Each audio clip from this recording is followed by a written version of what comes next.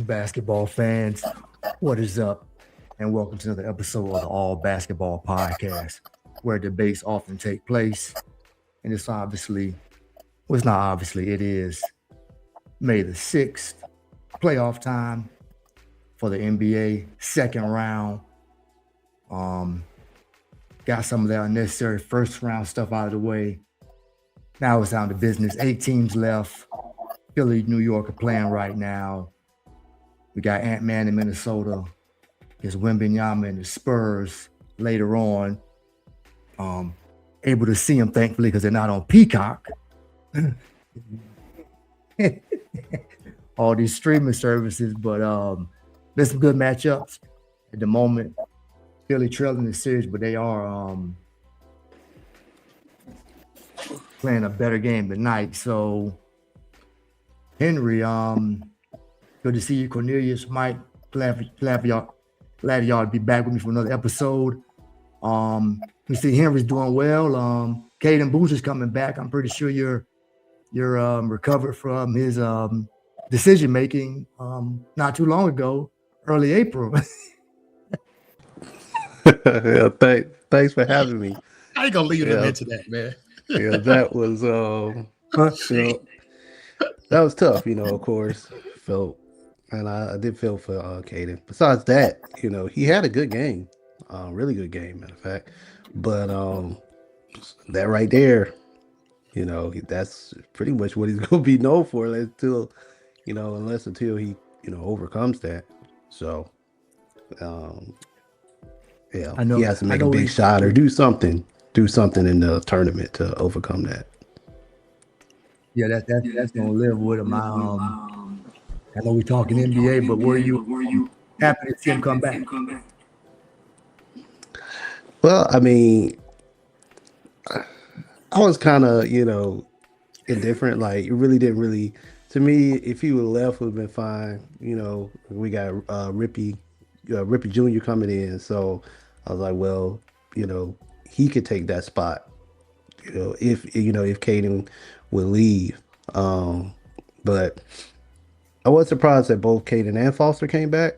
So I thought, look, maybe one of them would go with Rippy coming in, but they're both back. So yeah. Don't need I that just experience, baby. Can't keep going to one and done route. But hey, I'll that just run and done, the run and done. One thing about the one and done route though is, it brings in a lot of money. So it's been very profitable for the university, because, um, when you have the stars and stuff, you got a lot of people watching, and also, guys giving back, going to the NBA and stuff like that, and so that's like more money that can come in for Duke. So, um, and at the same time, there you do need to have some type of experience if you're gonna win a championship. So I get the one and done, I don't think they should stop that. I don't think Shire will stop, you know, trying to recruit the best players and stuff like that for the one and done because it's beneficial, you know, for everyone. So yeah. yeah, very, very, very You got something to beneficial. say, Mike? Yeah, it's very beneficial. But just like to kind of see Duke always make the Sweet 16 and Elite Eight, but that's where they draw the line. They've been going 6 or 7 deep year in and year out, and then they really have a talented roster coming in. So I'm interested to see if he's going to go beyond because he has 8 or 9 good players. But will he But it's just hard. will he It's cut to tough. 6, 7? But it is tough. I mean, even if you look in the NBA, like when you're trying to manage like a bunch of like stars, that's tough for any coach. Most coaches don't have to deal with that in college. So, trying to manage that, I mean, most coaches don't manage that well in the NBA. Now, we have multiple all stars on the team. So, yeah, it's tough, but that's where some good veterans are needed. So, and some depth. So hopefully, we'll see. We got depth, but how he will utilize it, he'll have to change up the way he utilizes the depth. So it's going to be interesting to see if he got to switch. He have to be. It's too much talent there for everybody just staying on the bench. Those guys aren't just going to sit on the bench, especially those freshmen. So yeah. Or they're gonna hit that portal real very quickly. Yep. Right. And just like college, just like the NBA, experienced teams win. You have to take your lumps, get scarred up on the way, and everybody. I'll start with this. Everybody's high on. Well, it's been high on San Antonio, Wembanyama, Castles balling, Champagne shooting 3 well, Dylan Harper coming off the bench, Vassell, more than just a mid-range shooter, but last game, I mean, Minnesota, with an injured Ant-Man somewhat pushed through, but they got defense. Champagne had a good look. He missed it. Miranda and them got under Wembanyama. They I guess Gobert on some, but that defense and experience could upset the apple cart, as people like to say, as you often hear. But because one thing Minnesota has, they have a superstar, even though he's kind of a little injured right now. They got experience and they got defense. In the NBA, I mean, you seen what happened to Denver. You seen what happened to Denver. They couldn't even beat the reserves. So I mean,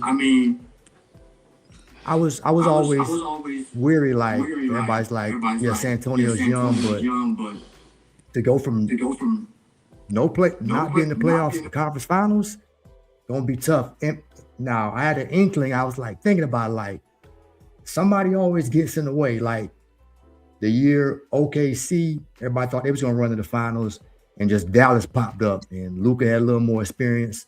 Yeah, Kyrie, and they had Washington and Gafford Lively, and I'm starting to wonder Minnesota. I mean, definitely. I mean, obviously, going to be crazy if they win tonight. But what they have, but I did think I was thinking the team that popped in my head. I was like, if maybe the Lakers could catch them, but I forgot about Minnesota. But when I saw Minnesota was playing Denver, I was like, Denver should get this one, but obviously, but I knew that they match up tough with Minnesota, and Minnesota might throw some things off the tracks to prevent this OKC San Antonio, unless OKC doesn't get there. I mean, the Lakers try to figure out something, but this OKC San Antonio West Finals, Cornelius, what you think about that? What you think about what Minnesota brings? Or do you think San Antonio can kind of keep this thing going and do something out of the ordinary? Yeah, I think Minnesota's you're seeing some of their experience, some of the battles they've been through over the years kind of kicking in with a bit of luck, because that first game could have definitely went the other way. And you saw the inexperience of San Antonio, but I think the coach, if I'm not mistaken, said play, no timeout. I don't know if they had timeouts. They had one. So in that situation, do you call a timeout and get a better shot? He got a great look, though. I mean, they got it. And I guess that's a preference of today's NBA, because it is so fast that, he was going for the dagger, where I think if you got 11 seconds left, you get a better shot, and San Antonio wins. And then the whole narrative of Minnesota being able to beat them could be different. So I think tonight, they play tonight. Oh, my bad. They play tonight, Maurice. So yeah, if they win tonight, then they may have something. But if they lose, it's back even. So I like Gobert. I like what he's doing. They could do it. And they've got the experience. And like you said, they could be the sleeper. They could be a upset team. But OKC is just looking crazy. Like OKC looking just fundamentally sound. Like, if you stop this, we're gonna get you over here. And where San Antonio is featuring Wemby as like the savior. But whoever's going to win this championship is going to have the others, as Shaq and them say. So. Yeah, I can see that because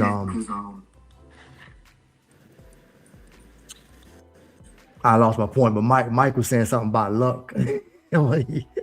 I mean, Minnesota did turn the ball over kind of crazy at the end there, but yeah, it was a chance to. Yeah, and I think that's I think they were fortunate, and I think San Antonio has such a margin. Like they probably feel like they could just beat this team. I don't know. I think if we're in the playoffs, in a regular season game, I say go. In a playoff game, I'm gonna say timeout. Let's set this up. Let's go tit for tat. Let's squeak this one out, and that may come back to haunt them.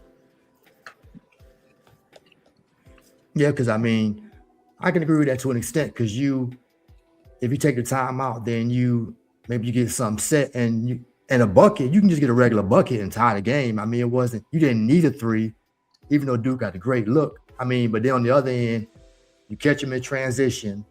They kind of scattering everybody, so you're not going against a set defense, which is a good defense when you got Jaden McDaniels. I mean, Gobert at certain spots on the floor. Sure, Ant-Man was out there, and I mean Randall played good D muscle. So, but I mean at that point you want to. I mean Fox is known as a clutch player. You want to try to get him a shot, even though he was off. When Wembanyama's your best player, I mean, so yeah, those are some things to think about. What you got on it, Mike? Well, the number or the word I want to throw in, Cornelius actually said it right, but he didn't say this word. The stronger team wins in the playoffs. Now, these refs, they let stuff go. You saw Wemby, he couldn't handle it. He was falling on the court, falling left and right. Even though he had like 12 blocks, they were pushing that dude around, and they weren't calling nothing. I'm like, man. So when you get to the playoffs, you need to hit the weight room because I think the Knicks, I hate to bring them up, but when they played Atlanta and they realized how much stronger they were than Atlanta, they killed. I can't say kill, but they blew them dudes out. Jalen Johnson had no answer for OG. I don't think his name was OG, but you look at his license, it says OG Anunoby. Yeah, but he locked that dude down, right? Oh, wow. Jalen was just stuck on the perimeter. I hope my 3 goes in because I can't go inside. I can't do this. I mean, they just took away all the options. They made CJ McCollum look like he was about 50. He couldn't get around them. Like they were being up, and they really just had to attack Brunson. That was the only offense. Attack Jaylen. But to bring up y'all point, Minnesota is just much stronger than Wemby in fellas. So I think they really got a chance. Like you said, bad matchups, it's about strength. We only talk about the Knicks over there on the East Coast right now. But even OKC, they may not be stronger than the Lakers, but they have just, I guess, the experience you're talking about. If you double Shy, he going to make the right pass. They going to do some work. If Shy get in the paint, he's scoring. It ain't nothing you can do with that dude. They were trying to double, triple. He was making the right plays. So OKC looked like he might be 4-1, 5-1, but they headed that way. Unless Luka come back, he will make it interesting. He said 5-1. 4-1. My bad. 4-1, 4-0. Like we 4, not 5. My bad. Well, that is 5-0 this season. Shows up, they got a slight chance, but no Luka, no chance. And everybody know it, cuz. I mean, probably get them an extra game, but But I mean, defense gonna get worse. I mean, now they were much better though. It was smart, huh? Offense gets way better. Oh yeah, but yeah, that's true. Yeah, I mean, he gives you definitely, but he ain't gonna be but so right. I mean, they didn't even turn the ball over that much last night, LA, and they were just better. I mean, LA had a bunch of lapses on defense too, because they were confused sometimes. Like, okay, we're gonna trap Shea, and then sometimes they didn't go, or he wasn't like Kevin Durant. He could figure that junk out. Like, come on, man. See, this is easy, right? I see what they doing.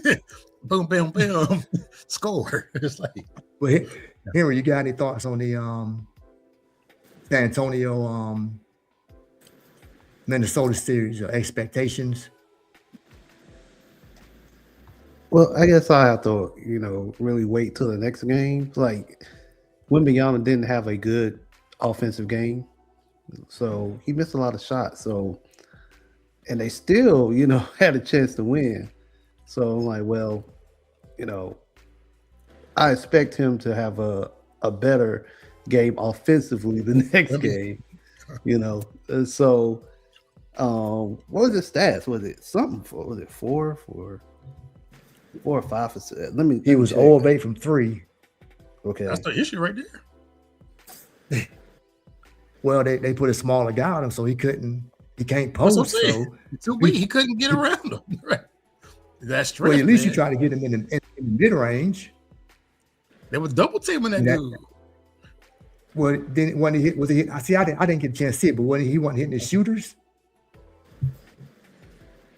Yeah, he was 5 of 17. They were physical with him. Like, he couldn't dribble. As soon as he dribbled, he got swarmed.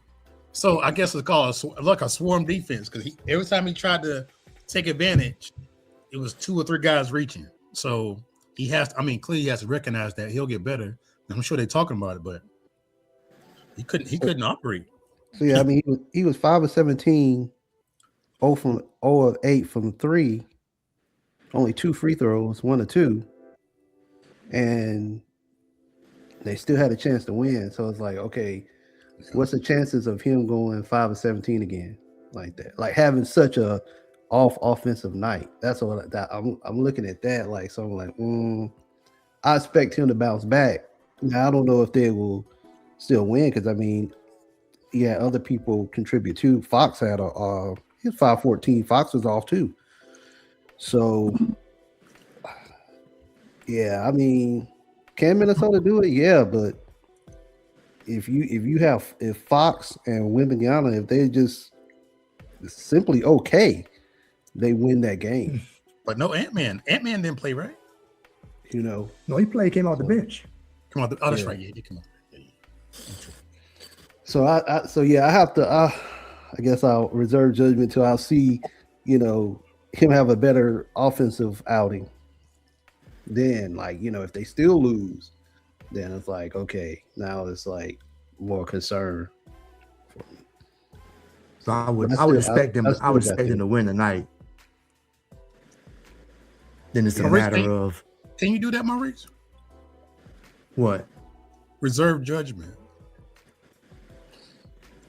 Yeah, like we watching the game. It's like, hey, you gotta make a decision, man. Oh, I'm gonna wait till game 3. Then I know. No, well, that's good though, because people say, we could be saying, I just seen YouTube headlines and videos from creators like, people get on TV and say, this Minnesota about to take them out. It's definitely gonna happen. They base everything off one game because people want to put out content.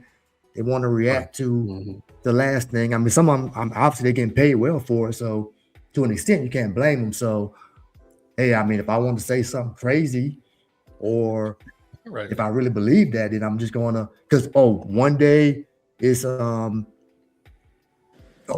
Knicks are just, the Knicks gonna sweep, right? They're invincible. They championship for ring. They got the ring already. Phillies beating them. They winning by 30 every night. Right. Yeah. And they don't even have Embiid. Like, I don't even remember hearing him getting hurt last game. Then I just see today. No, he got hurt hard. He got hurt in that game 7. That dude fell on his knee and he tried to tough it out. Remember? He fell on his knee. No, but it was hyper. The injury report didn't. Right, but the injury report didn't say knee today. It said ankle. But they left that out. Let me find it. I saw the dude. His teammate. He was.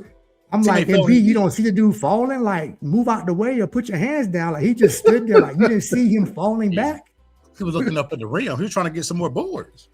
He won't look. No, he wasn't. He was gazing into. I don't know what he was doing, but you seen the dude falling. Like, not that agile. Well, you can't. I can't expect him to be that either. I mean, he didn't. I mean, how many knee surgeries a man had? I mean, It's like his body type gives him an advantage, but then it gives him a disadvantage where he can't really like the and I don't and his conditioning. He just got out of surgery. I think they just took something out of his body. appendectomy.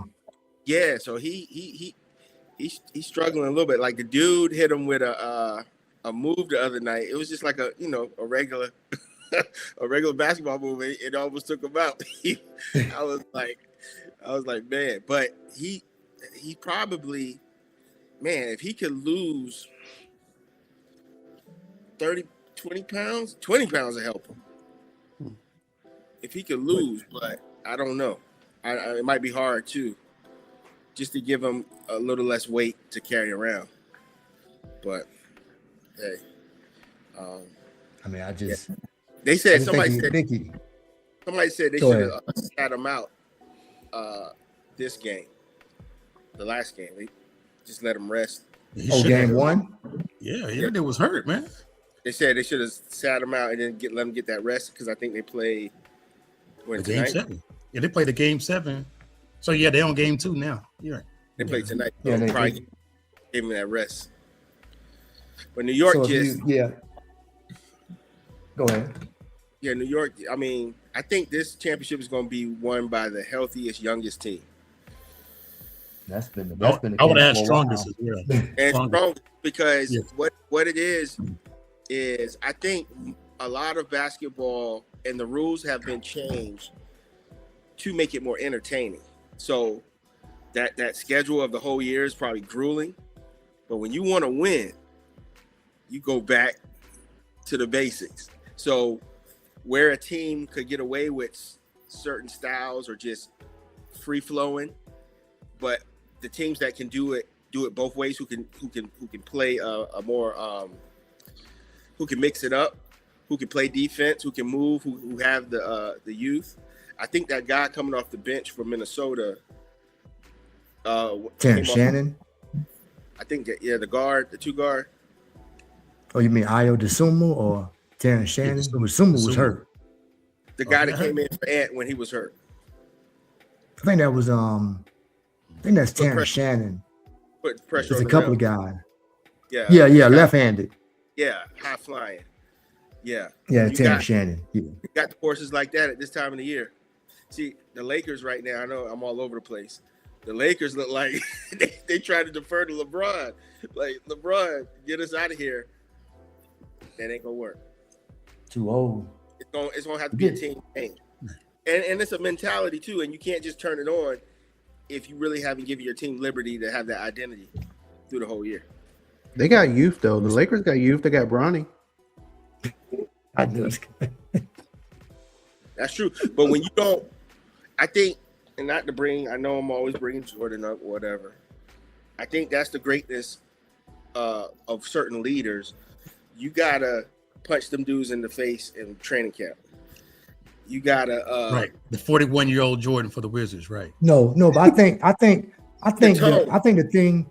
thing today with the game is it's not even that. It's just the pace. Like they've been, and I've said this before on the show, they've been running since AAU and all that, just focusing on basketball. And look at it like everybody has an energy bar in a video game, but that's your basketball life, so to speak.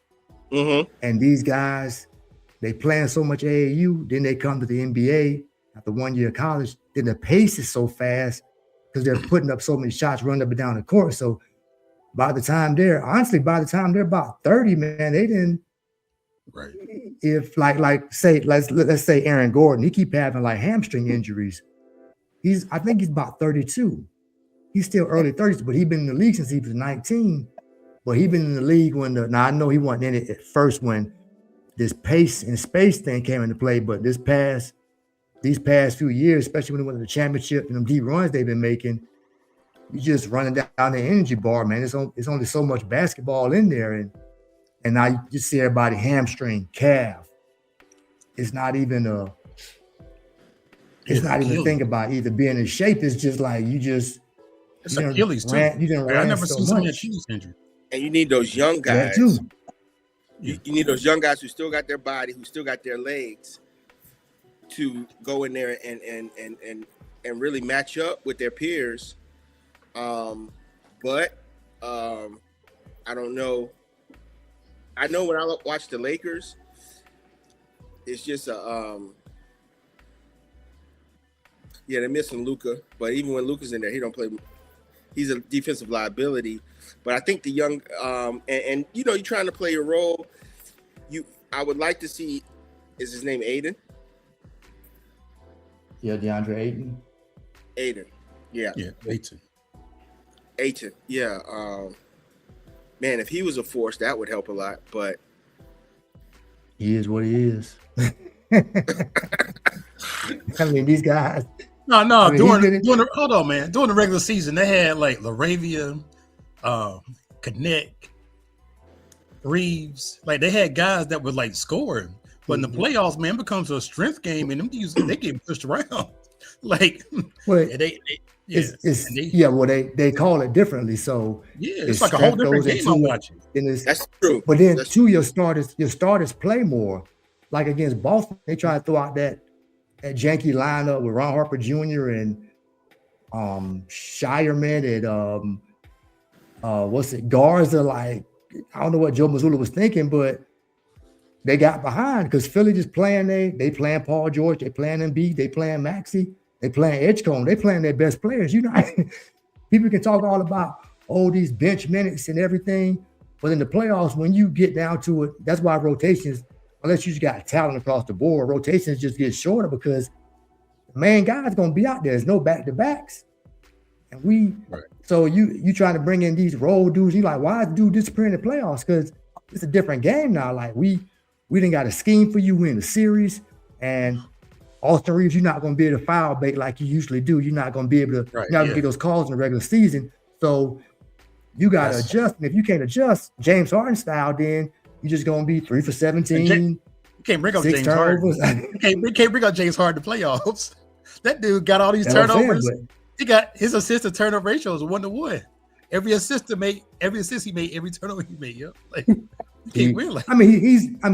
I mean, to give him a break too, he's old, so I don't know why people expecting so much. So that's why I gotta expect Detroit to win this because of their defense, because of Cunningham. I mean, so when you give LeBron that same pass, he's old too. Oh yeah, I mean, he played a great game last night, but obviously it shows. I mean, you can't will these guys against this team is too good. It's too much. It's not Houston. You can't. I mean, you can get your stats, but that's probably going to be about it. But at the end of the game, y'all not going to be able to beat them. Okay. I mean, the best play I seen him make was that pass against Houston. When he caught like a baseball, he's about to go out of bounds, and he zipped it. I think it was Hachimura. Okay. He slung it over there. You don't remember it? Yeah, I do. And he hit a 3. Yeah. Hachimura been shooting. He dunked the ball. No, he dunked. It's your guy. You don't even know the play I'm talking about. I didn't watch every Lakers. Games come on late, man. Some people got to work. I know it was on late. That was one of the. I said that. No, I didn't. I think I saw some of it, but that was one of the main highlights. I think that was early in the game too. But I get what you're saying. But I mean, that was you still Cornelius? Huh? You still watching those Lakers games, man? I watched the highlights on YouTube next day. Okay, I need to start doing that. Okay. Yeah. I'm supposed to come up with every play, every great play I posted. No, but I mean that was a nice play. I was gonna text you about it, but it just got away from me. I was to show you that it was too late, man. It was too late. Objectively, I can give props, but you talking about Brian made that play? Yeah, he it was like a play where the ball was going out of bounds against Houston. He caught it with one hand. He didn't tiptoe the line as they'd have been traveling, but he braced himself and he zipped it over. I think it was a Hachimura for a dunk. It was a real nice play. I got to give it up to him. I mean, as fans, I'm crazy for whatever reason, and then the media help us get into this Jordan debate. But his ability to keep his body this long and be competitive is like it's unreal. But they're outmatched. But it's not so much. it's not so much LeBron. Sometimes it's the people who support LeBron. They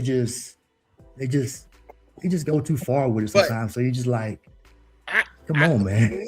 before that 7 years when he was like, being a kid, being a young person and having fun, I was all, and then for whatever reason I got salty when he traded teams, and then I went berserk, and I went, that was the whole like Jordan thing, and I think he was pulling it, and Jordan being an OG, when you talk to him, he like, man, you can't really compare, and he give LeBron his props, and then when people ask LeBron, LeBron be like, yeah, I'm the best.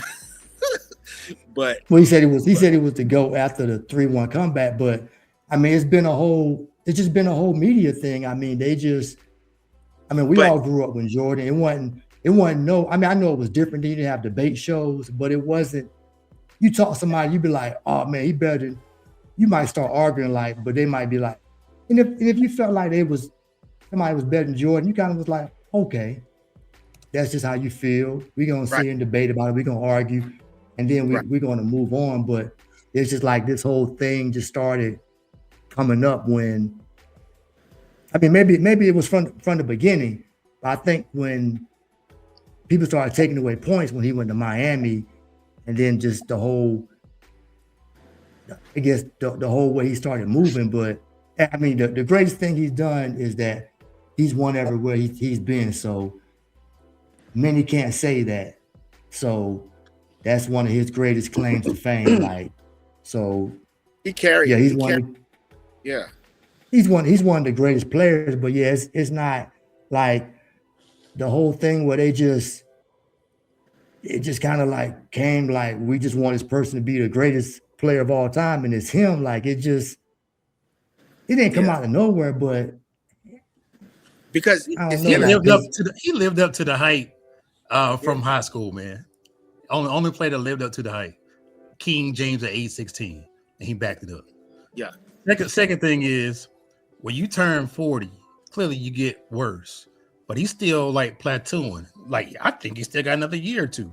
The way he's keeping his body. He's plateauing. He's being consistent. And then remember, you got more possessions, you got threes, so you can still score the same amount of points.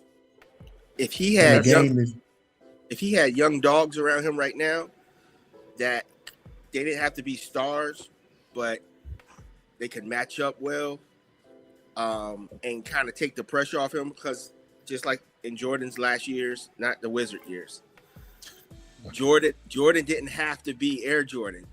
You just had to get him to the last 8 minutes, and then he can do his thing, but he didn't have to carry the whole game.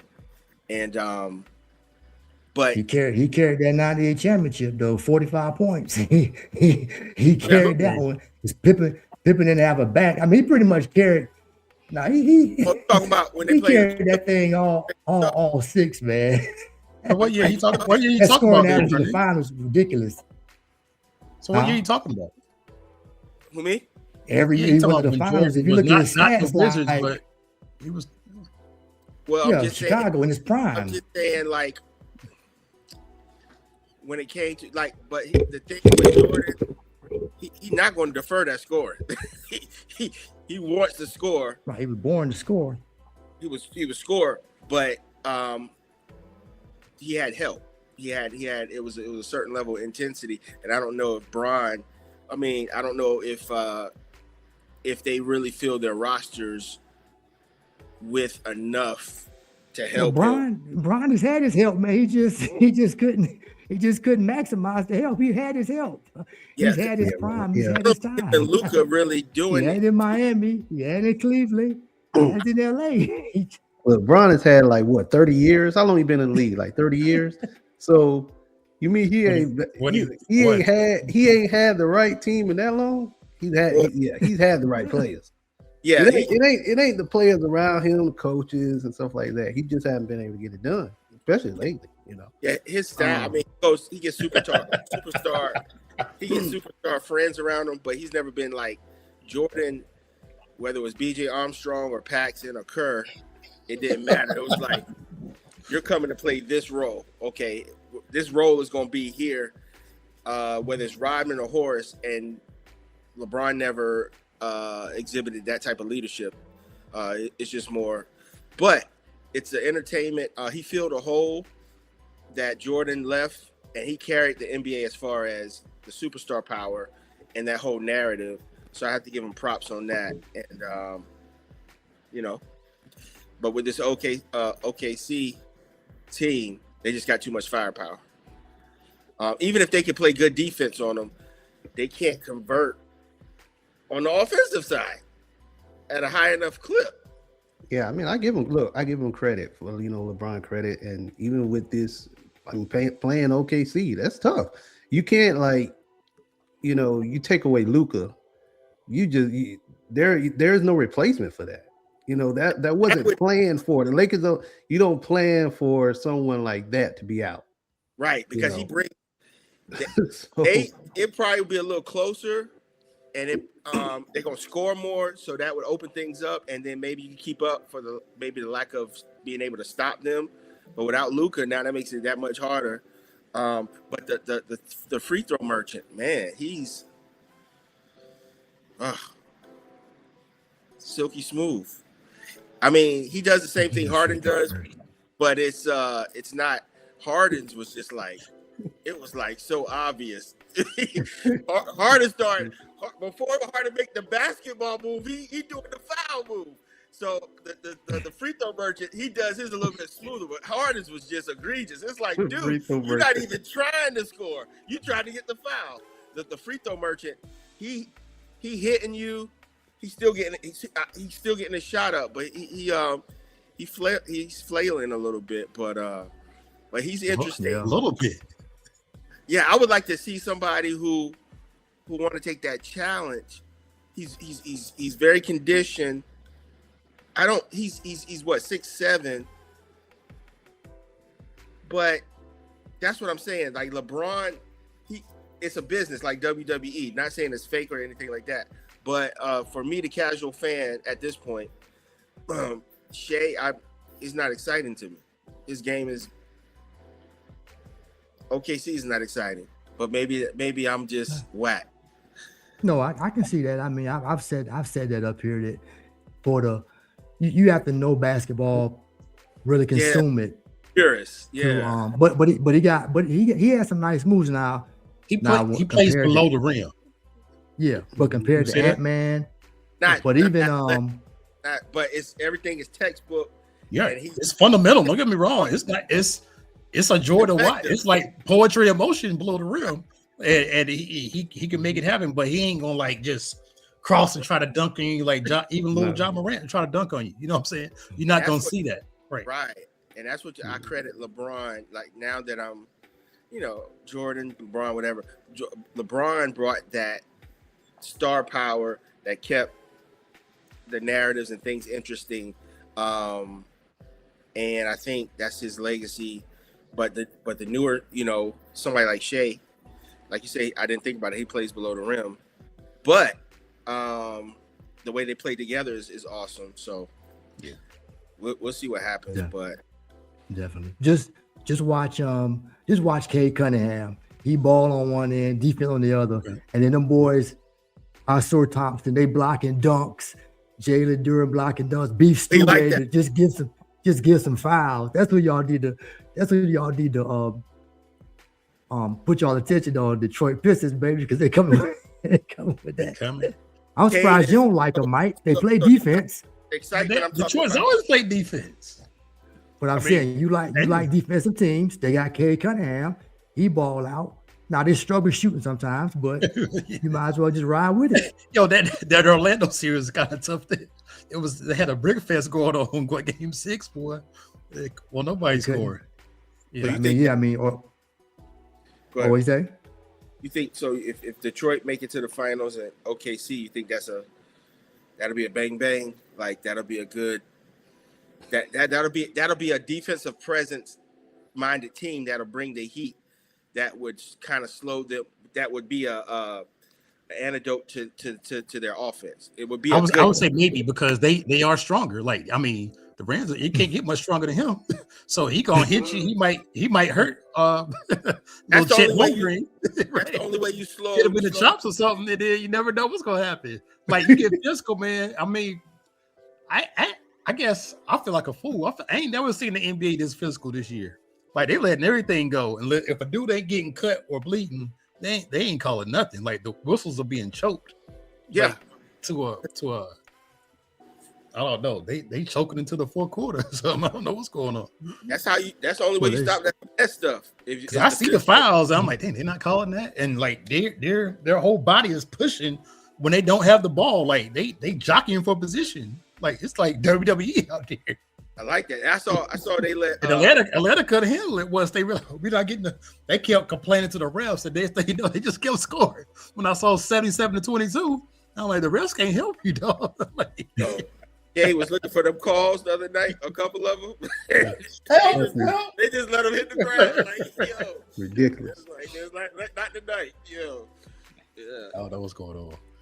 Well, I mean, do y'all, but I guess we all kind of enjoy it because I don't know if y'all are familiar with the term unethical basketball, and you see so much of that during the season, like, I mean, the push-offs, the flopping. Yep. I want to review. Then people are carrying. I mean, it's just they taking these crazy steps. So it's like, yo, we ain't talking about the steps. I saw some steps. I said, this ain't the basketball I grew up on. Yo, they got you can stop now, pick up your foot, you can skip to the other side, come back like some transformer moves. I was like, yo. This is funny. I saw Harden do a step back, right? Like he dribbled, step back, then he took another step and shot it. I said, dang, how many steps you get? Yo, if that's what we doing, because everybody can be great if you can take all the steps you right, want. Exactly. If you got 8 steps to the layup, like run through. My 4-step move was better than my 3-step move now. Yeah. I mean, it's just like what are they looking at? I mean, dudes catching. I think it was a play. Jaylen Green caught the ball in the backcourt. He took so many steps and like it was no call.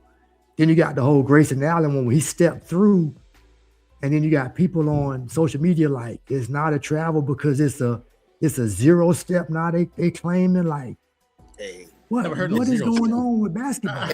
How's a step not called a 0 step? And so they don't count. That AI basketball, artificial intelligence. They study. They got the formulas. They done went the 0. This a negative step. Boy, this that SpaceX step. Like what? That pre-step. Yeah. What's a pre-step? What are you talking about? They lobbying for new rules. They like right. Yeah. I took my pre-step, then my 0 step, then the 2 steps I get, and I don't know. In 2028, under 2 minutes, you ain't even got to dribble. That's the new rule. Rugby. Let's get the Cornelius' doppelganger Jaylen Brown got on Twitch. Now recently he just came out and said he loves playing with the Celtics, but I mean if these guys don't know, you get on Twitch, whatever, of a live stream going live. Somebody's watching this stuff, listening to see what you're going to say. So he's saying this was his best season ever, which ended in a 3-1, them blowing a 3-1 lead. He led the team. They were surprised. Everybody thought they was just going to be without Tatum. It was going to be, and all these other role players, it was just going to be a gap year, so to speak. I thought they'd be like 7th, 8th seed. I didn't think they'd not make the playoffs. They still had White. They still got Pritchard. And just the style of ball they play.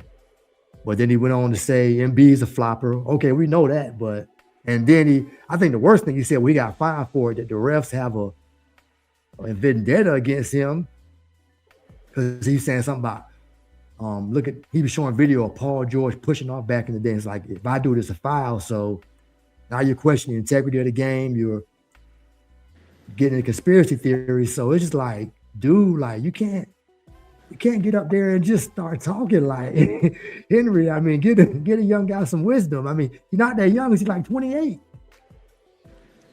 Yeah. I mean, I understand, when there are issues with fouls and stuff like that. But in general, we always you hear people complain about that or use it right after the game, or mainly like coaches or something. But yeah, you don't do nothing like that though, you know. And yeah, I just I just think it was inappropriate, what he did, getting up there and saying that stuff. Yeah, because I mean, like I was listening to some stuff earlier today, and reporters were like, "Yeah, we like the honesty.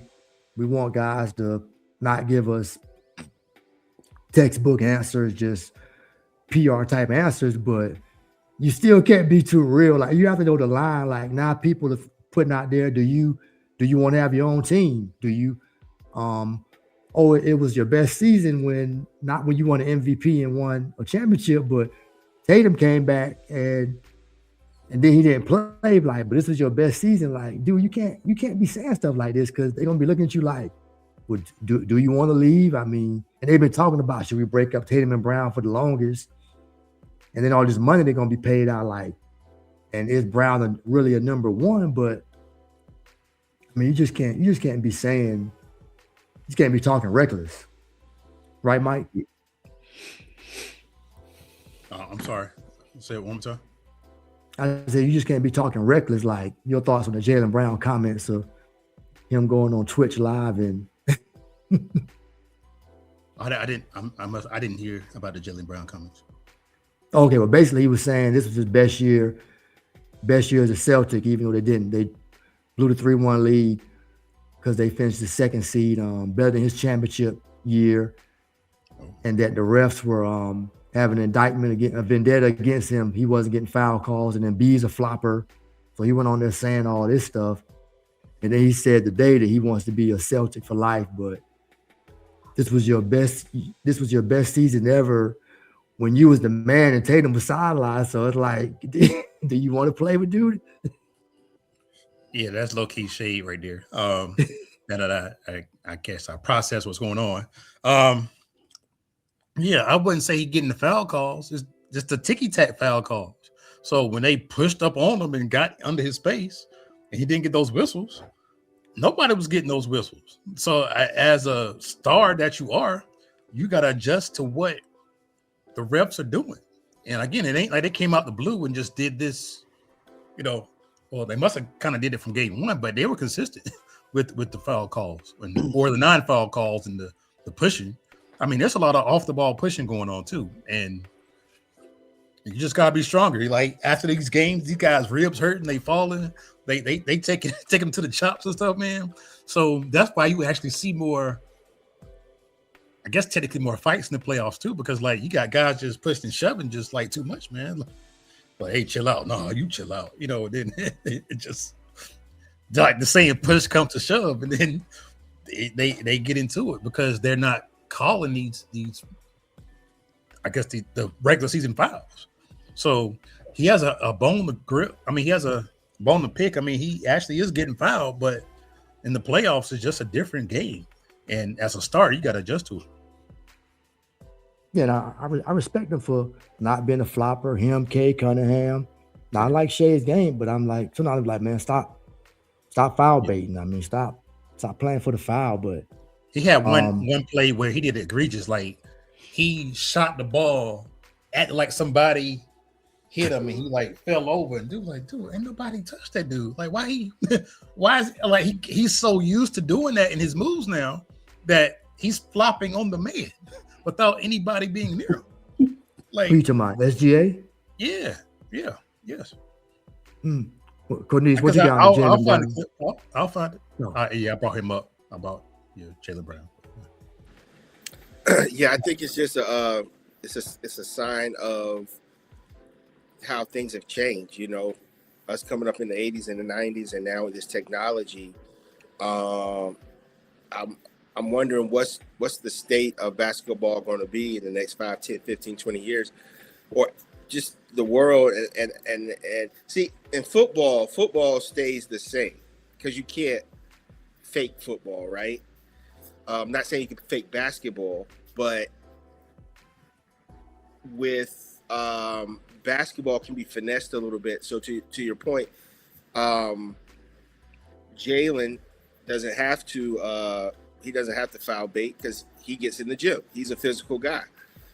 The SGAs and all these guys who are not hitting the weight room, they have to finesse because look, without the rules being what they are, Steph Curry couldn't be who he is. And anytime that you can key in on Curry, anytime you can key in on smaller players and rough, be physical, the game changes on that part. But with him getting on his podcast and doing that, it's just a sign of the time. Draymond is on his podcast saying that Steve Kerr held him back. So, like, they didn't have these platforms. And another thing, even though, like, back in that era, it just seemed like we were younger, but the guys just seemed so much more mature, which is a whole nother concept because the type of what's going on with the men and masculinity is feeding into the sports, because ain't nobody gonna fear you if you on TikTok, and nobody gonna fear if you painting your nails like stuff. This is a different.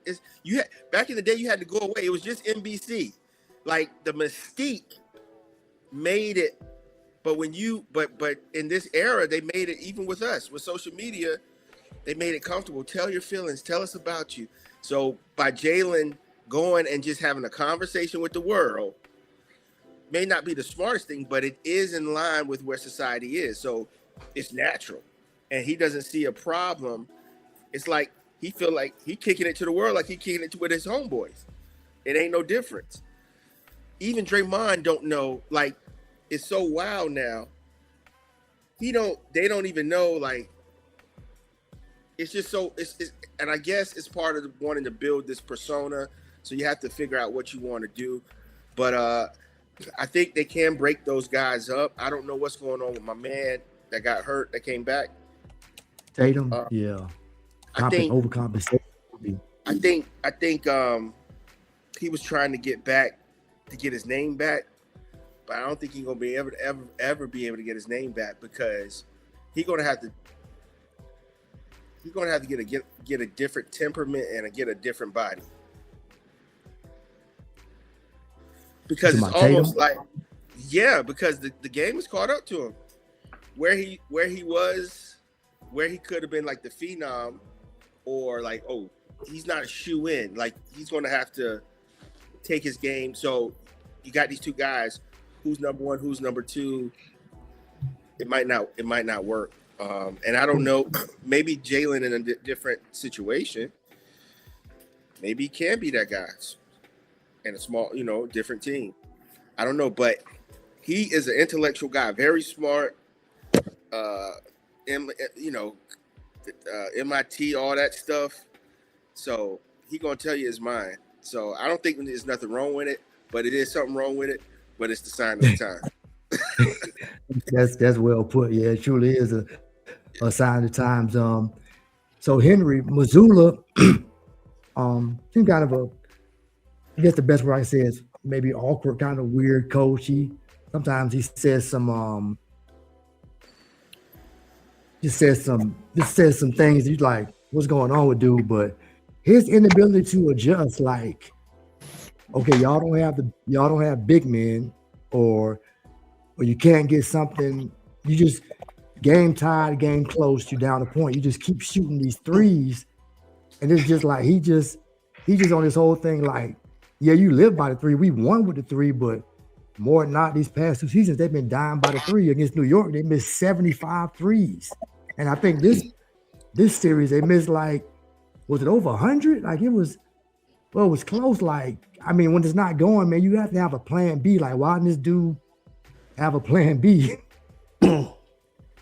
Well, I remember, like, I think it was the year they won the championship. They were talking to him, and he was talking about how big he was on analytics, and how for him everything is, about analytics. And so I think when coaches become like that, where it's all about the analytics, then sometimes it can kind of, I guess you could say, almost the common sense can kind of go out the window type thing. Like because all they're thinking about is the analytics. And we see that a lot in football, especially college football, where the analytics say do this, even though it's fourth down, you on the 15-yard line, and it's 4th and 15. Well, and you got a good kicker, so just kick a field goal and you'll be up, or you'll tie the game. But you go for it, and of course you don't get it, and you end up losing the game. So I see it like that. Like, I think he's real big on analytics, and then he's not, so he's thinking when he's thinking about the analytics, he's thinking also about the future. So he's probably thinking about the next game and and stuff like that, trying to think ahead instead of concentrating on the one game at a time, because in the playoffs, this is it. So you need to have your best players on the court, period. That's how it used to be. You have your best players on the court, and only if they were injured, or to get them a quick breather or something like that, you will put some you'll go deeper in the bench or whatever like that. But it's the playoffs, so you have to put in your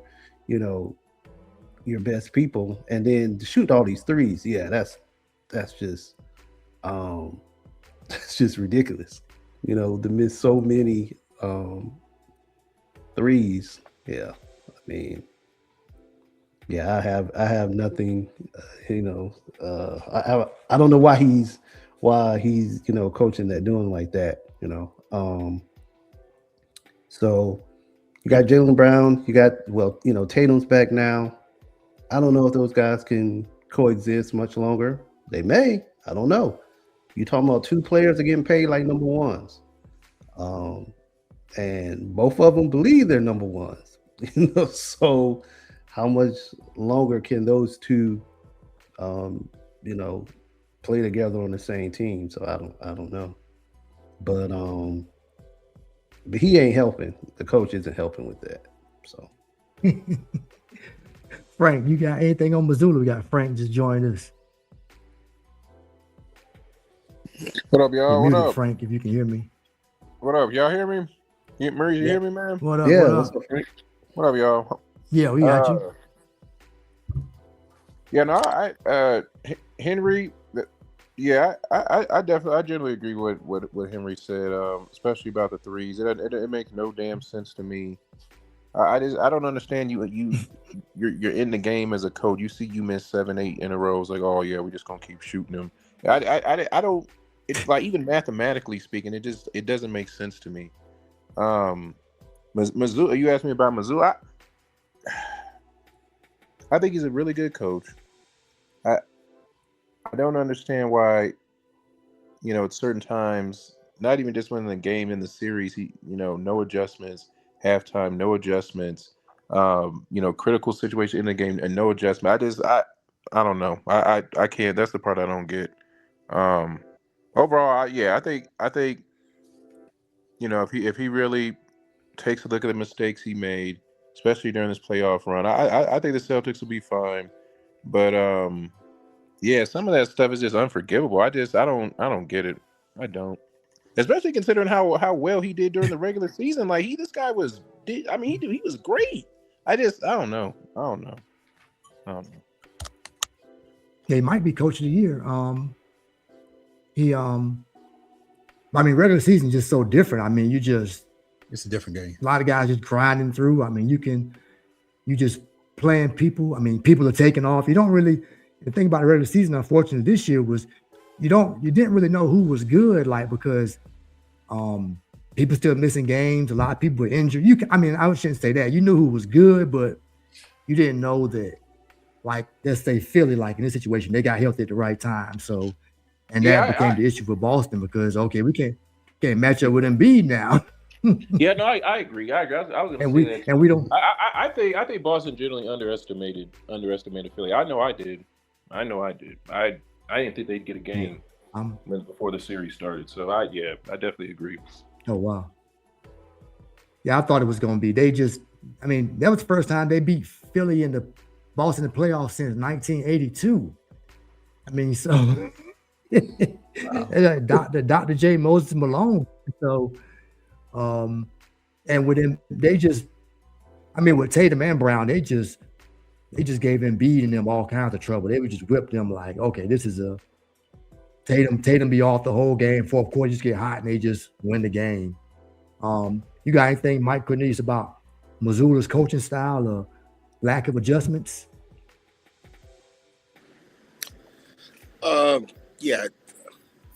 Again, sign of the times. The three ball, even though is nice and exciting, made popular by my favorite player, Steph Curry, it's still a bad shot. It's still a bad shot. It's a good shot, but it's a bad shot. It's a good shot because, hey, you can stretch the defense, but especially if you're taking quick threes and you're missing the threes. Now we're off. We got a quick, got a fast break. So you start missing a lot of them. But this is what they do. They live and die by the three. So when it works, it works. And I think that the three ball, if they wouldn't have gotten Kevin Durant for Golden State, they'd have been out of there. So teams got to get back to playing basketball. But it's I guess it's easier. It's a discipline thing. When it works, it works. But when it falls apart and you can't switch up, you're in trouble.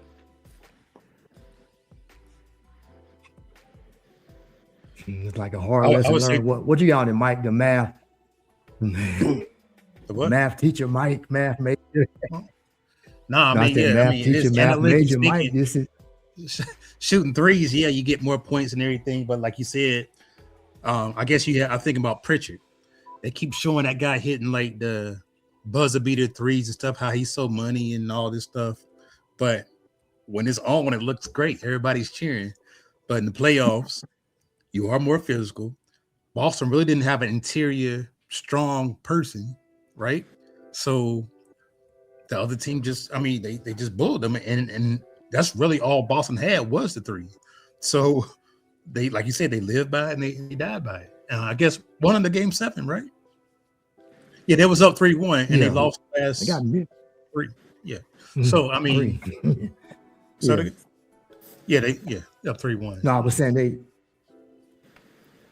you got mid-range shots. I mean, you don't have to take a 3. I mean, but it's just it take I know work they probably took a few, but it take worse to get to the mid-range when you got some strength, some dogs on you. You know what I'm saying? It ain't a nice, clean look from the mid-range.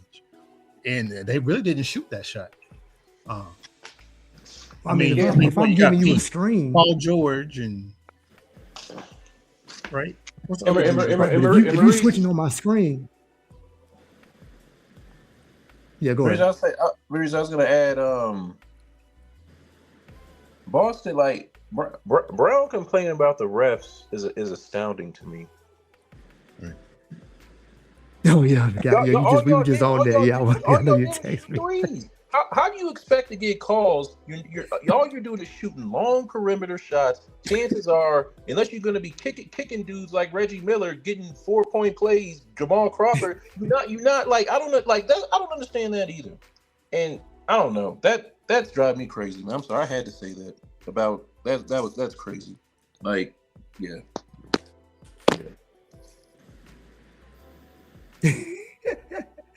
Yeah, you got to mix it up. Then they did miss Cade on one play. They said he went to Pritchard in the corner. I think it was Brown or White, but Cade was wide open. That would have gave him the lead, and who knows where the game goes from there. But they just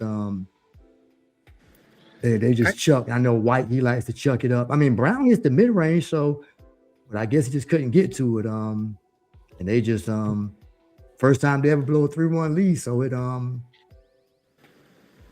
streaks in for a reason. I want to move on to talk a little bit about Houston and where they should go with. I mean, just Kevin Durant, man. I mean, he almost proved me wrong. He was healthy most of the year, but then these text messages come out. He doesn't deny it. He doesn't say it was him either. And you're saying bad things about your teammates again, like current teammates. I think the last time was former teammates, right? So it wasn't current stuff.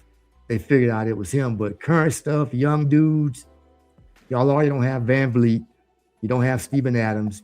You can't really shoot. You trying to make Amen Thompson play point guard. He's not a point guard. Then you got Durant playing. He don't know how to figure out the double team. He turned the ball over. So it's just like, I mean, at this point, man, he's just a trap player to me, man. I mean, great player, but just what's up with this dude, man? I would say you gave the man his own team, right? As a nice aging veteran, but he doesn't have the ball ability to, like, I guess he can create his own if he catches in the right spot. But a point guard has to deliver the ball to him to get him in the spot. And with a young team, that's where the experience comes in, and they were just too young to really figure it out. Even though Cornelius like the young guys, they can get out and run, you know what I'm saying, because they missing shots, they high flying. But playoffs, a different battle, more strength, and Houston really want that strong. Besides, I mean, Sengun has some strong moves down low, but they needed more than that, and they got bounced. Yeah, I mean, Kev, he just it has a negative tone to it, but Charles and them say he's like a bus rider. But he's a guy at this stage in his career that he probably don't want to go through all the things you got to go through with young players. And even, like you said, even when I'm thinking about my statement about young players, with a right mixture of veterans and young players, like you said, giving them the leadership and maybe the first time at that high level in the playoffs, kind of leading the way and putting them in positions where they can succeed, but it's not all on them. And Kevin's not that. He's not that. I guess he's not that leader from what we've seen. But he is a leader. But he's a leader. He's a leader in his skill set. He's going to go out there and perform and do like but he's not the leader as far as maybe vocal and pulling things together and being that leader on the court. So I think, man, he need to just go back to Golden State. If Draymond would have messed it up, that'd be a great place for him to retire, because it'll be like all the old guys together. They probably could do something, and that he would be in a place where get hurt. Besides, be hurt. He at this point he'd go back. They really appreciate him, but you can never trust what Draymond might do. But I think that would be, and he won't have all the pressure of like, because everywhere he go, he don't have a home now. It's like it's all these expectations, and it's probably unrealistic at his age. He probably is good if he's on a championship team or something like that. But different type of cat. I don't think they should run it back either. I just different type of cat. Go ahead, Henry. I was gonna say, I don't think he's that type of leader. He's not what they needed with with the young players and stuff, and to bring in somebody, sounded good, to bring in somebody, his talent, and he's been in the league for many years. He'll be able to teach them. He'll be able to do this, be able to do that, but that's just not who he is, So in a way, it kind of reminds me of like Brett Favre. Like just because you're older doesn't mean you're like this great leader necessarily, And so, Brett Favre wasn't hey, I want to I'm the leader. I want to take all these young quarterbacks under my wing, type of guy. So that's just not who Durant is. So yeah, I don't I don't know if that's gonna, how that's gonna work out. I've been seeing some like different sites talk about different like trade rumors and packages and stuff for him, and it's like all these different like first rounders and like these. I'm like, I don't know who's who's gonna give up all this for Durant at his age now. So yeah, it's gonna be an interesting situation, but I don't think that they should run it back though either. What you got, Frank? No, I generally agree with what everybody said. I feel like the Rockets they were too overly reliant on Durant, especially when Van Fleet went down. I don't know. I just feel like him being on the team. I mean, yeah, is he Kevin Durant? Yes, scoring machine and all that, but I don't know. I kind of feel like it disrupted the identity of the team too. I just never really I felt like they're a team that should have played faster. Never understood why that didn't happen. Yeah, I agree. I don't think they should run it back. I mean, there's already reports coming out that he don't want to return anyway. So I think it would probably be best to part ways. And I don't know. I think even just his overall legacy, I think it's kind of tarnished at this point. From the standpoint of he been out of the first round twice since he left the Warriors, and hadn't been past the second round. And him sitting here, making burner accounts like, God, you in your mid 30s, dude. You making? I mean, is it entertaining and funny? Yeah, I mean, it was hilarious to me. It was, but you're like the oldest guy on the team. You're sitting here. I just like that's I don't know. That's kind of crazy. I don't know. That's wild. That's wild. He's that's wild to me. Sorry. Yeah. Because I heard he was like he just has they say he has these mood swings, and it's just, I know he like to refer himself as on social media, when you're talking to the God, come correct or something. So he'd be battling with these random people. And it's just like, what went off the rail, dude? I guess it's just from that, it all stems back that miscalculation of going to Golden State. He thought he should have just stayed there, but he thought, yeah, I'm going to get he thought he should have known people probably aren't going to respect these championships like that, and just accepted it. Like, hey, man, I mean, I just didn't want him to not be a champion. I didn't want LeBron to keep getting championships. They wanted me to come, but obviously then Draymond messed that up. But I mean, hey, go to the organization. Maybe they get Draymond out of it, but I guess they didn't really welcome him in the right anyway, because there was a whole comment at the parade where the GM or the owner says something, and he's already sensitive. So it's like, and it's crazy because they don't get those championships without him, and it's crazy because you don't really think about Kevin being a champion, but then when you really think about it, they don't do what they did without him. So it sucks for him. And like you said, the GM out there talking crazy, and then Draymond talking crazy. But I think if you go back now, it'll be accepted and appreciated. But I don't even know is Steve Kerr gonna be there? I mean, they got to make some changes. I mean, they kind of, you can't keep trying out this old team, and you see what's gonna happen. They're just gonna get hurt. Jimmy Butler got hurt. Steph got runner's knee now. That's not going away. Like all that running he do on the court. I mean, he might have a knee like somebody who runs a bunch of marathons or something. So he's got runner's knee. Huh? That's what it's called, runner's knee. They said it was something like runner's knee. Yeah, like just somebody who, exercise. I mean, as much as it builds you up, it's gonna break you down. Obviously, we know basketball, football, it tears you everything, golf, anything. It's the cost with all that stuff. So all that running around he was doing and the knee injuries he didn't have, like they're just old and injury prone. Like it's time to just ride it out, like get more points, ride it out as a Warrior and call it a day, man. I mean, I don't know where Kevin can go. Where can he go? It was a good run. Where can Kevin go? Man, that's to have peace. Charlotte. I mean, just go back to OKC and bandwagon to get you on the championship, but then just retire, man. I mean, hire Hitman. I don't Hitman. I don't know. So he gonna be like the dude. Where I mean, you have obviously you have to have. We know if a culture is established, you don't have to worry about being the leader. Then it works. So, I mean, it almost worked in Brooklyn. I mean, it's just foot was on the line. Yeah.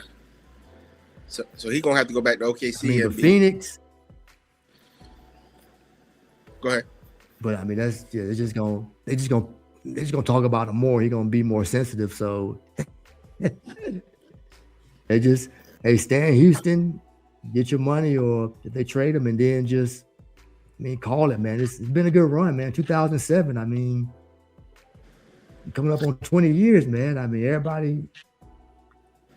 He could be Eddie Kane Jr. and just from 5 Heartbeats and go back to the band and go back to OKC. Say, you know, and they'll accept it.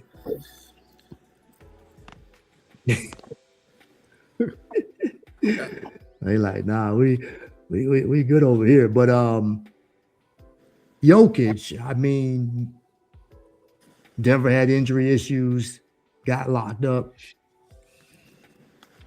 Is Jokic that great, or is it just the stats and the analytics that? Because I mean, you got 3 MVPs, but we need more visits to the conference finals. I mean, I know this era has been filled with it's just been a lot of parity, but I mean, they get beat by a team without Ant-Man, DiVincenzo, and the Sumo who had a game before that. Like, they get beat by some people we don't really. Terrence Shannon, like, y'all got some issues. I mean, where does Denver go? How are we looking at Jokic now?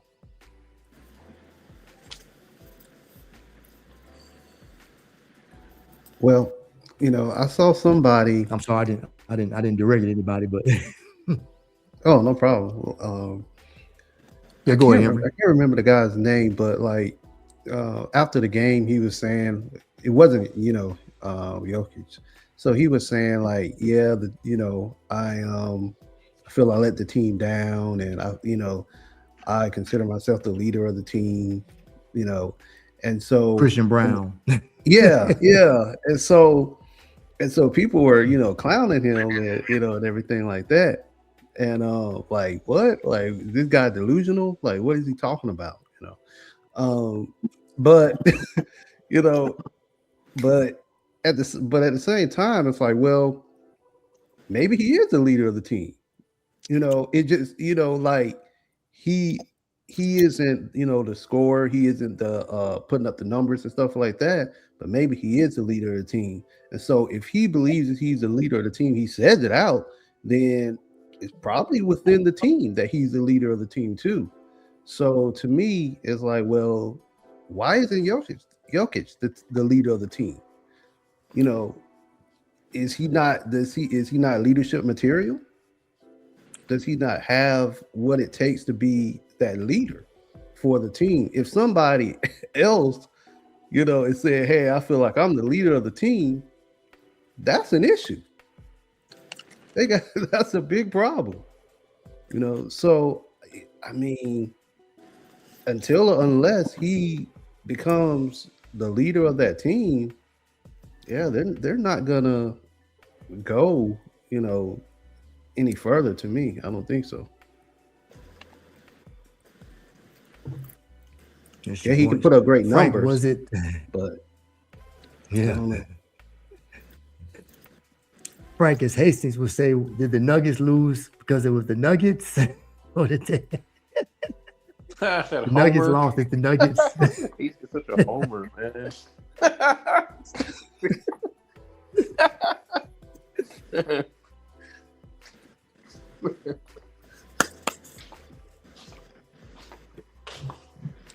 Yeah, I'm not.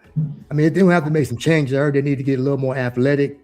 I mean, Murray, when you getting clamped up by McDaniels, he called y'all out. Then you let him score like that.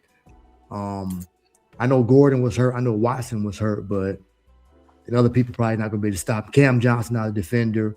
I mean, Brown's one of the better defenders, but he can only check one person. So it's like, then Jokic doesn't play defense. So it's like, maybe they just need to invest in some more defense in some way if they're going to change some things or make a major move. But I don't know. I thought they had a real good chance to get to the conference finals, man. I thought obviously win that, and I felt like they were going to be a real threat to San Antonio, and even OKC, but I mean they out.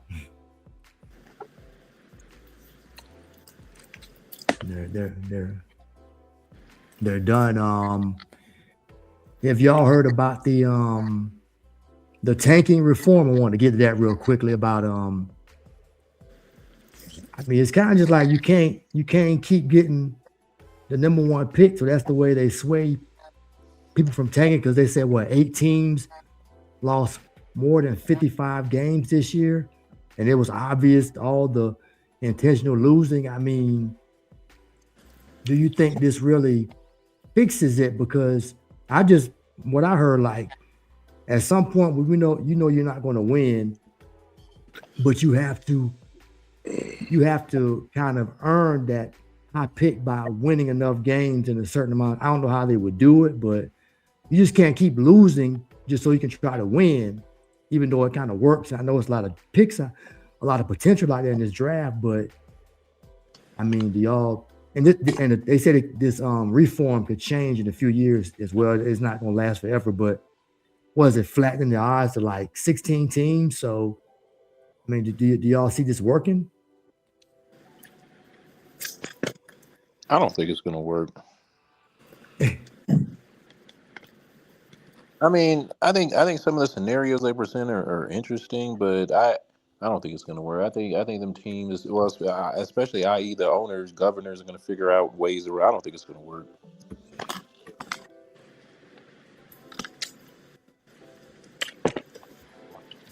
What you got, Mike? It might, because basically I'm gonna take the other approach. Everybody say no. I'll say yeah. So I'm actually looking at it now. Basically, they're saying the worst 3 teams only get 5.4% chance to win the lottery.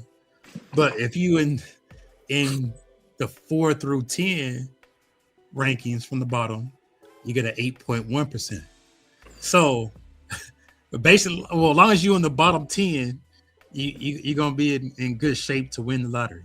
You just don't want to be the worst. So it just prevents taking from the worst 3 teams. They're gonna try to bring it every night, allegedly, and win more.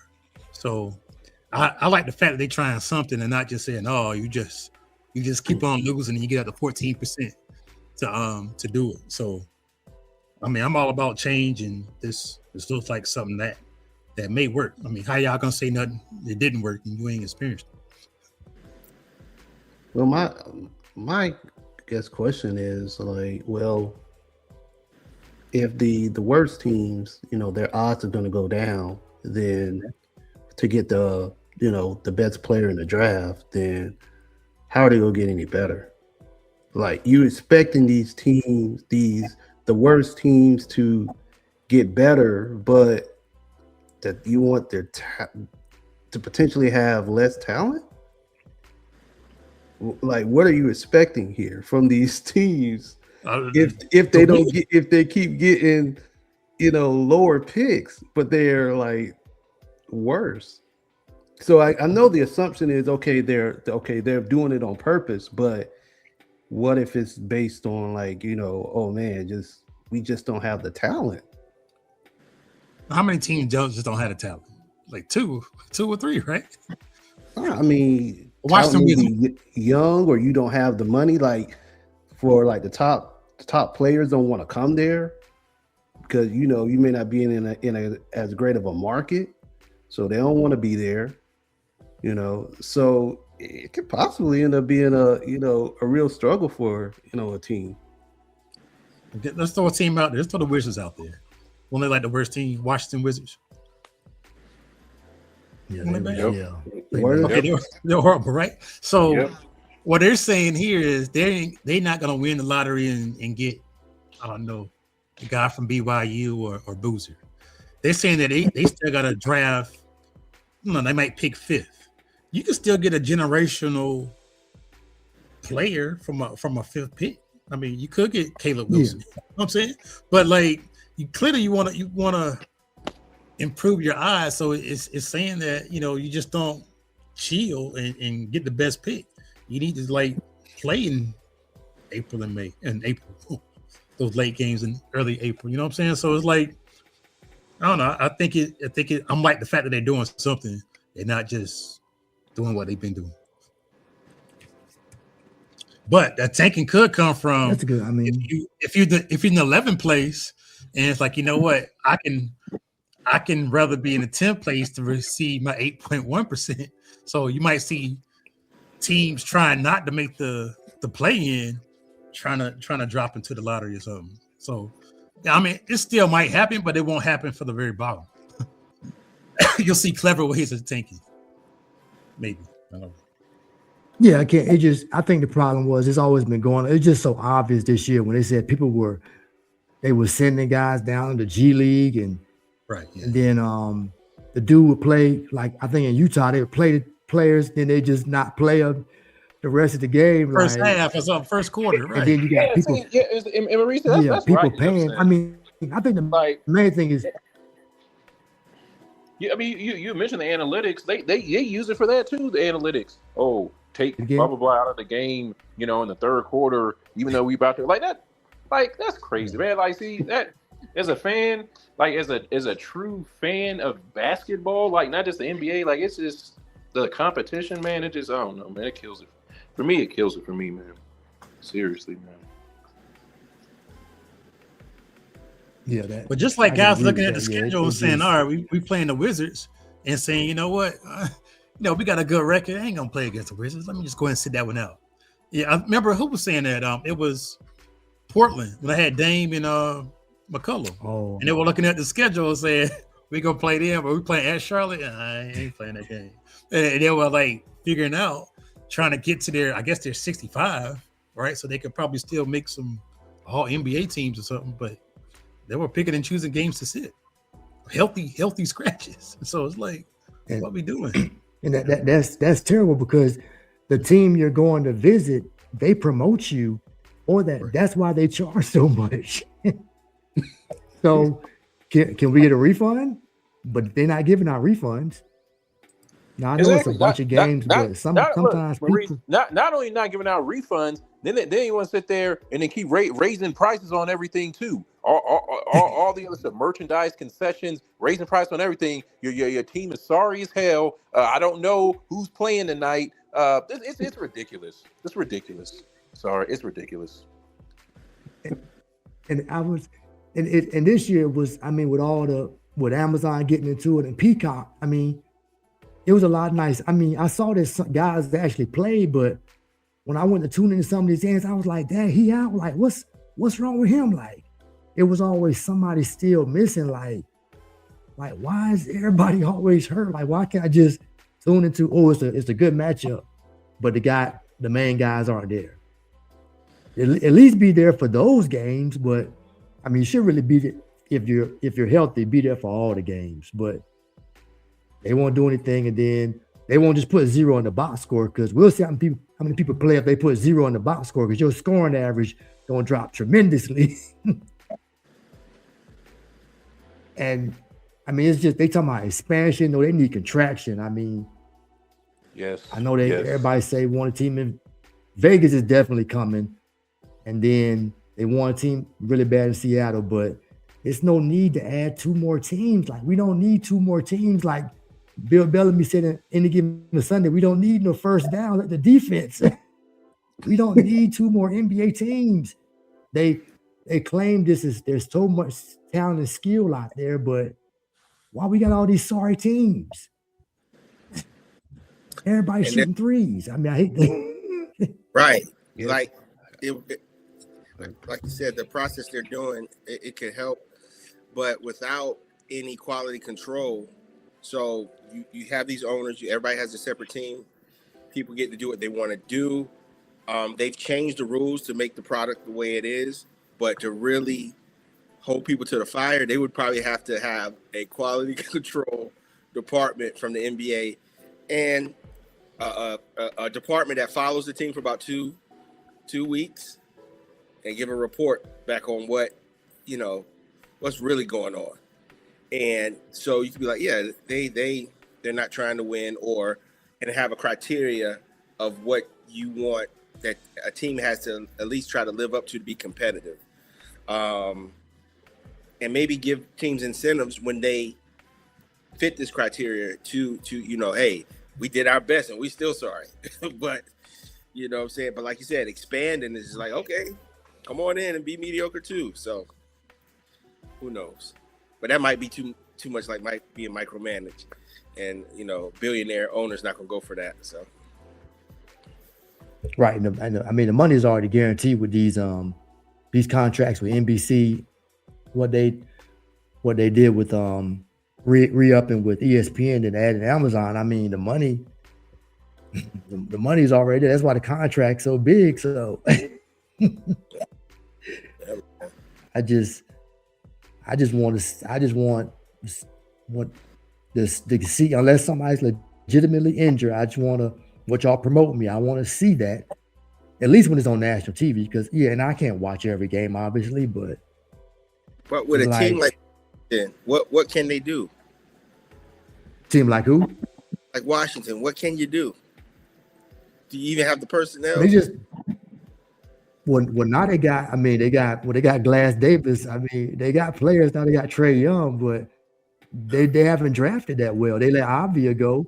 He's turned into a player in Portland. So now I like Trey Johnson. He can shoot it, but I don't really know. I mean, what about Sorry? I know they can't. If they get sorry, if they get the number one pick this year, they can't get it for a few years. So they at least have incentive to play better. Utah shouldn't be losing intentionally next year either, because they supposed to got some talent too. I mean, maybe you hit on one of these picks. Now, I see why losing intentionally, tanking. Now, I see how it works. I mean, the Spurs got Wembanyama. Now, Dallas, they didn't do it like that, but they lucked up and got flagged. But that's because they lost Luka. Everybody know that. Because they did what? They lost Luka, so they turn around. The conspiracy. Yeah, it's like only time I believe that why reward Dallas? If they air the lottery balls being picked. Until they do that, it's always going to be rigged. But yeah, I mean, they say when you're in there, it's if you remember media, you see how it's done. I've heard. New Orleans lost AD, and then all of a sudden here, got Zion. The reporters. Now. Who sees it? The reporters.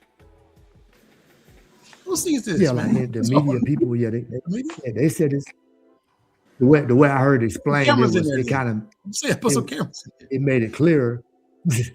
So who the fans don't see? But what incentive does the NBA have to give Dallas the number one pick? I mean, why Dallas? Their fan base just lost a generational talent in Luka, and they got Glass Davis in return. Right, it was a bad trade. Don't get me wrong, but why? Yeah. So how does it benefit the NBA? Who's the owner? Mark Cuban, man. Mark Cuban, he can't have no sorry team. He was. You got to get better quickly. Look, no, he sold the team. He sold. He's still a minority owner. You can't have Dallas a big market being sorry, man. Just like New York winning it, man. I don't think they're that. Is Dallas that big of a market? I know for the Cowboys, are they that big of a market in basketball? Yeah, hold on, people. Dallas, Fort Worth. I mean, yeah. I mean, I would say they are probably just because of the city itself. Like New York. New York is a big market, even though they got the Jets. It's like. It's definitely a market. Dallas Fort Worth is definitely expanding market. It definitely is. Well, a lot, because you said, Maurice, because of the Cowboys, a lot of it has to do with that. Mm-hmm.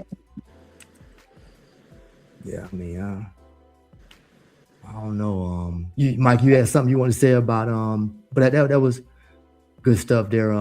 You want to say something about Draymond Green and Austin Rivers? Yeah, okay. So I heard they got into driving to work. I hear the radio show, and basically, he was going back and forth with Austin Rivers. Austin Rivers said something about Draymond Green, but it was more of a thank you, pain, and respect.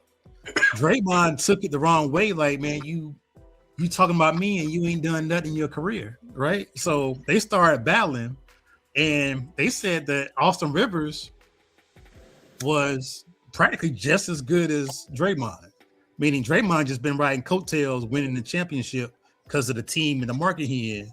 But in high school and college, they were like the same thing. Austin Rivers was like the man, but he didn't go to the right system. He's number one, yeah. Yeah, but he didn't go to the right system to do well in the NBA. Whereas Draymond had, I guess, top of the line coaching in college in Michigan State. But in the NBA, he went to a team where he could be physical and ride coattails, really. It ain't like, I mean, he did little stuff. Clearly a below the rim player, setting screens and playing smart, get on people's head, technical fouls, all this stuff. But like, he really ain't all that, but he gonna make the Hall of Fame. You know what I'm saying? Well, he knows how to find. He's the point for. He knows how to find Curry. Like they had a great chemistry. Like what he did for them is being able to make them stretch the floor so much was when he was hitting the three, and making the right play. Like he got a lucky as Rivers said, a lucky situation, but he made the most of it. Now Rivers told John, like, man, that's why they leave you open, because you sorry. They don't guard you on the 3-point line, right? So he was spitting up with facts, even though they were digging at him. And like, I like hearing that stuff. But I think what is actually what Cornelius said, these guys are actually getting caught in their feelings now. They're airing it on these social media, and now they like battling back and forth. We didn't hear this petty little battle between grown men that's in the NBA. The current NBA players, you know what I'm saying? Like, what Draymond, I guess I've been saying, I'm going to say it again, signs of the time. Because Draymond, he does have a skill set, but he won the lottery by being in that situation. Right. And he created a character, this crazy character, where he's great at defense, but he's very emotional. So he created a character. So all this added to his persona. Right. This is not necessarily just pure basketball related. So for him to say Steve Kerr held him up. Oh, come on, man. Yeah, he tripped. Like he's still in that mindset, like he on the court, right? Yeah, if you had it, you'd be in your bag, but you don't have a bag because you out there with the real killers. You out there with the mellows. You out there with people who really got a bag. But now at the end, it's convenient to say, "Oh, you held me up."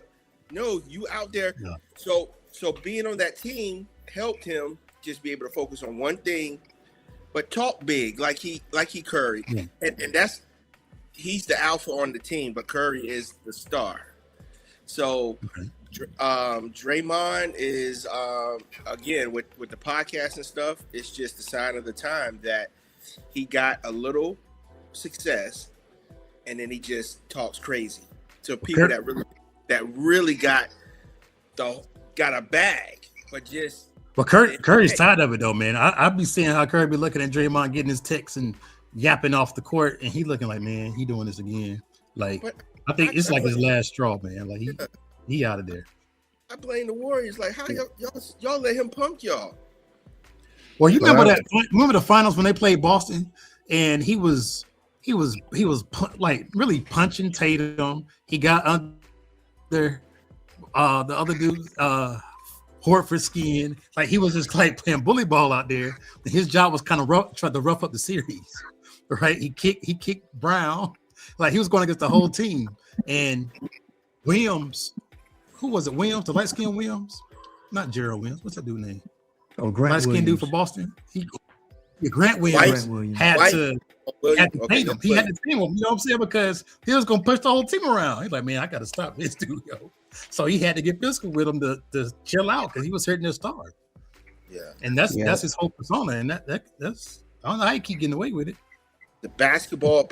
He's going to the Hall of Fame. He was in a great position. It was a great thing, but take him and put him in another situation. Just with his attitude, he might get knocked out. Put him in Washington, he getting punished. He might get that whole situation protected him. I don't know if he can act crazy like that everywhere else, where he's not featured. Yeah, I think like you were saying, Cornelius, it's like he's taking advantage of the of the technology and the times.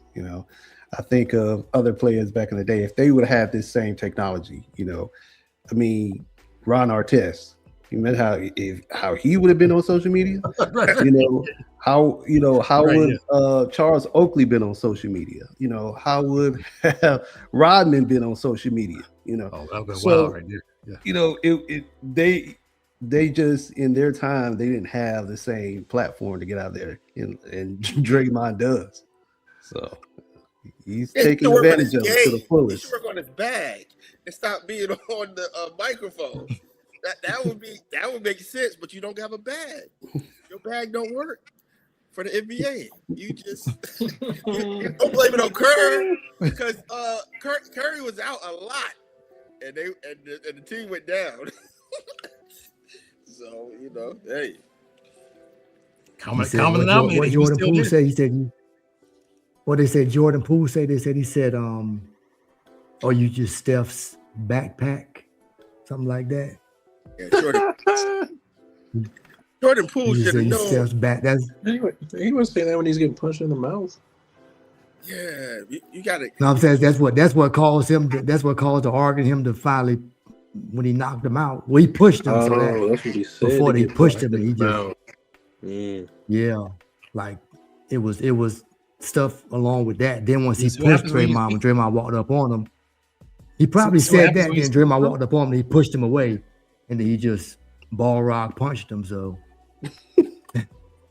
and it was and then dude ain't been the same since, and nobody.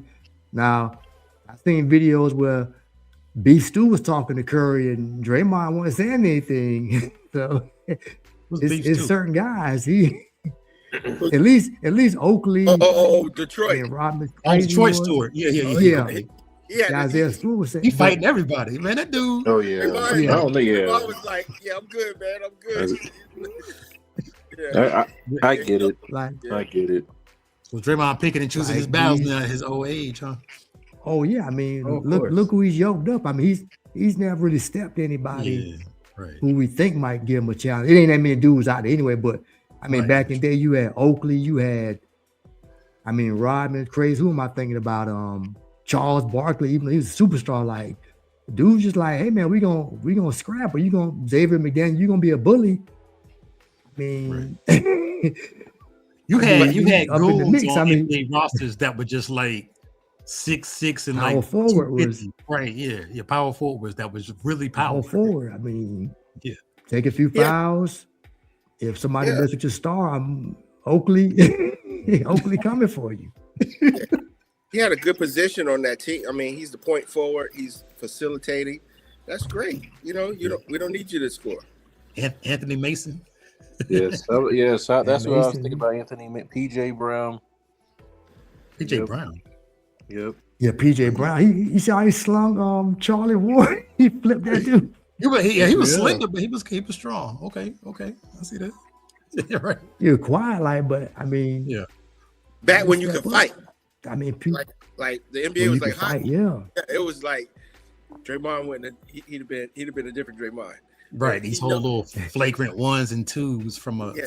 touch foul. Like, come on. He know he can bark and ain't nobody trying to fight. So, but Something went wrong. Please try. Whoa. Look, I want everybody, since this is somewhat of a preview show, just quickly, I want to do it. I want to say conference finals. Just who you expect to be in the finals. Okay, well, I'll go ahead first. I'll say I got the Knicks and OKC.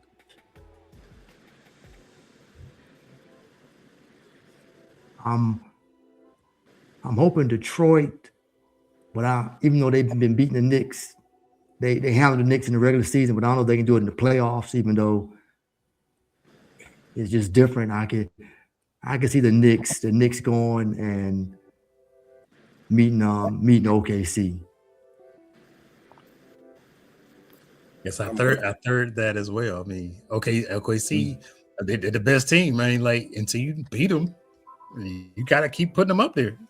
And then New York is they clearly running the table on these teams.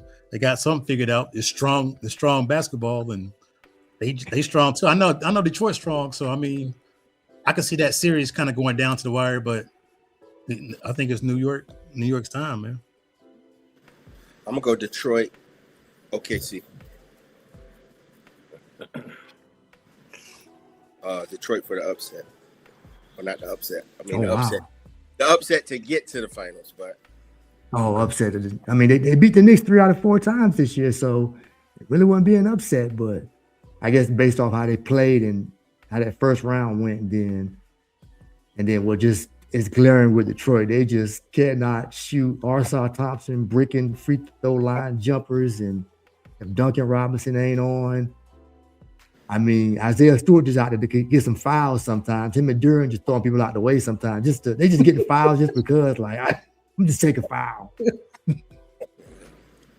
I mean, but they blocking dunks, everything. But I like to see Cunningham go far. I like Cade Cunningham. Who you got, Frank? I got Knicks and OKC too. OKC. So we all got OKC probably beating San Antonio. San Antonio beat them. They beat them 4-5. So.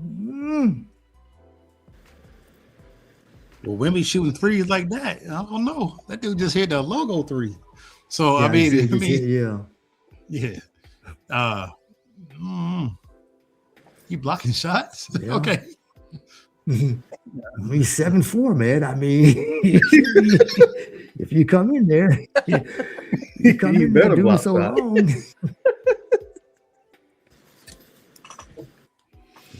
So they if Minnesota don't get in their way, I mean, OKC, San Antonio will be real interesting, especially with how Wembanyama, he balled against OKC, and he be busting Holmgren tail. So I mean, they gonna have something on their hands if they meet up. But yeah, I would that's who I like to see. But this has been good, y'all. We didn't cover a lot of topics.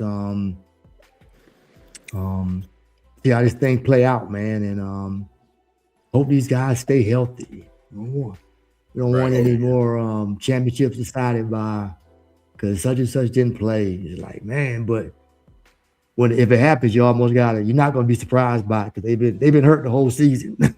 Hamstring, calf soreness, calf strain.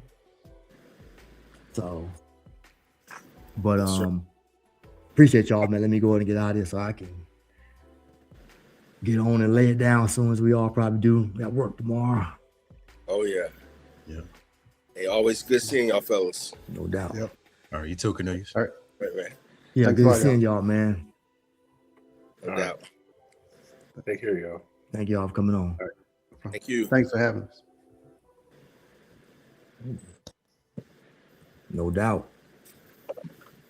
Yeah, folks, that's all for this episode of the All Basketball Podcast. I'd like to thank Frank, Henri, Mike, Cornelius for joining me. Talk about our expectations for the rest of the way of these playoffs. Second round, 8 teams left.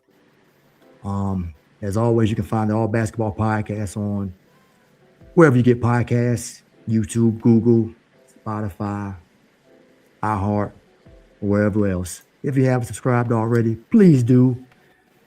And once again, this is your host, Maurice Dixon. Till next time, peace and be blessed in Jesus' name.